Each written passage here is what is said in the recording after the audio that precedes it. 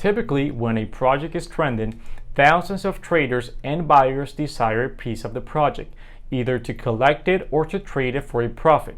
After thousands of sales, the network gets congested since there are a lot of pending transactions, and the blocks can't handle so much, resulting in hundreds of failed transactions, which translates into thousands of dollars burned in gas fees. This is called a gas war, where just a few people thrive and get their so desired non-fungible token. What separates successful traders from failed transactions? Are they doing something you're missing? And how can you ensure to win every gas war that you're involved in? This is why you must know how gas fees work and why they're so expensive. For this, we will look at how you can calculate gas fees. It is composed of three variables: gas limit, max fee, and priority fees. The gas limit sets the bound for how many gas units a transaction can consume. Due to the technicalities of this variable, you should always let MetaMask estimate it and avoid interacting with it. Next up is the max fee, which has within it another subvariable called base fee. The base fee is the least amount of gas required to approve a transaction. This fee is set by the network demand. A congested network means higher base fees and vice versa. The max fee is the complete opposite of this. It is the maximum amount of gas you're willing to spend on a transaction. This means if the base fee surpasses your max fee, it won't go through. And if your goal is to win a gas war, then you will need priority fees.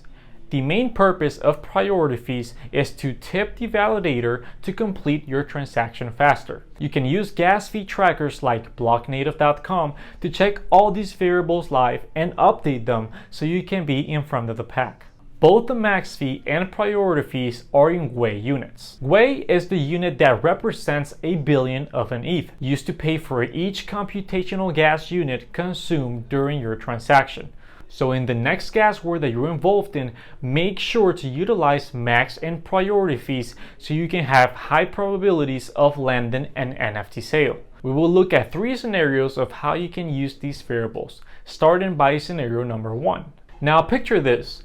There is a new project getting thousands of sales every minute. This means the network will get congested fast due to the number of pending transactions. And out of all the gas fee variables, you only increase the max fee. Will it be enough?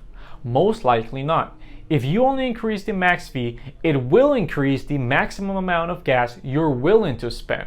So if the base fee goes up, your max fee will accommodate to it.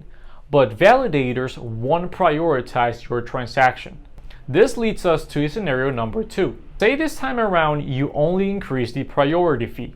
While it is slightly more helpful, it won't guarantee that you will win a gas war.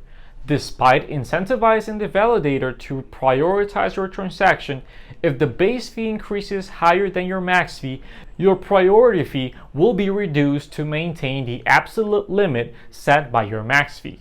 So, for the next gas war that you're involved in, make sure to utilize both max and priority fees to your advantage, taking into account that if you want to stay on top of your competitors, you need to have the highest priority fee in order for the validator to pick your pending transaction and therefore win in the gas war. And remember, you need to make sure to accommodate your max fee accordingly. So, if these two scenarios won't make you a decent gas war participant, what can you do to guarantee a win in each gas war? Enter scenario number 3. This time around, you increase both the max fee and priority fees to account for issues outlined in scenario number 1 and 2.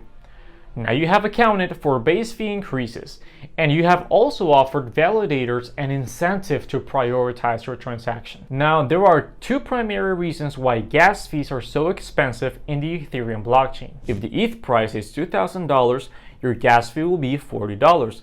But when ETH was at its all-time highs, the same 0.02 ETH was worth $100. Another critical factor is priority fees. As we said earlier, priority fees are set by the network demand, meaning if too many transactions happen at once, the network will start to prioritize transactions based on who offers the most This is more likely to happen when multiple trending projects are either minting or having high sales volume. And due to the Ethereum blockchain limitations, only 70 transactions can fit into one block. This makes the base fee rise, helping decongest the network. Now that we know how gas fees work, let's move on to the next module, where we will cover the most famous Ethereum marketplaces.